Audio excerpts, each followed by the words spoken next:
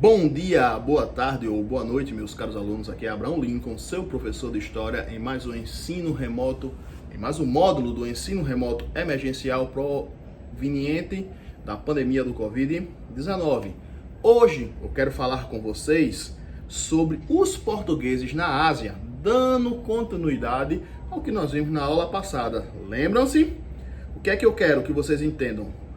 Vasco da Gama, um grande navegador português, descobriu um caminho que levou eles à Índia, para não ter que cruzar por dentro da África, que já sabiam que era um cenário extremamente dominado por árabes muçulmanos. Mas o que é que eles encontraram quando chegaram à Índia?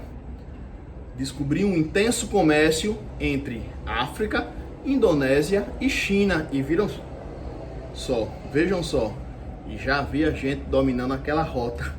Quem era que dominava aquela rota? Indianos e mais uma vez os árabes muçulmanos.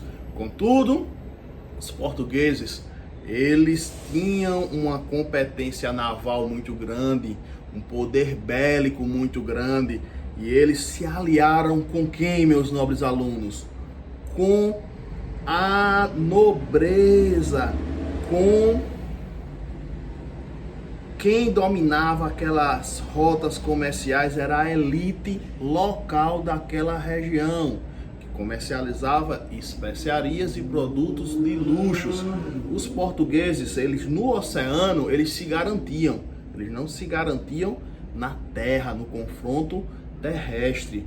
E o que é que eles fizeram? Se aliaram com inúmeras elites locais que permitiram eles construírem benfeitorias, construírem fortes e irem garantindo um poder bélico, garantindo uma segurança em terra, porque no mar eles já conseguiam dominar as rotas dentro do oceano e do comércio que havia naquela região, mas devagarinho, com construções de benfeitorias, com alianças com elites locais e com construções de pequenos fortes, eles foram dominando as rotas também terrestres. Já havia duas grandes cidades que eu quero que vocês lembrem esse nome, a cidade de Hormuz e a cidade de Malaca, dois grandes entrepostos comerciais que, para se dominar o comércio com as Índias, tinha que se dominar essas cidades.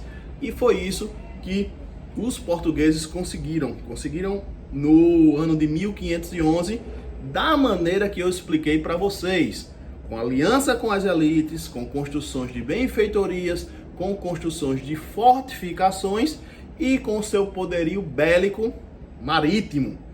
E aí eles dominaram as rotas, dominaram o comércio e se tornaram os grandes controladores dos artigos de luxos e das especiarias que vinham daquela região tão valiosa para aquele tempo. E só para confirmar, só para não deixar nenhum ponto frouxo, o que é que eram as famigeradas especiarias, meus nobres alunos?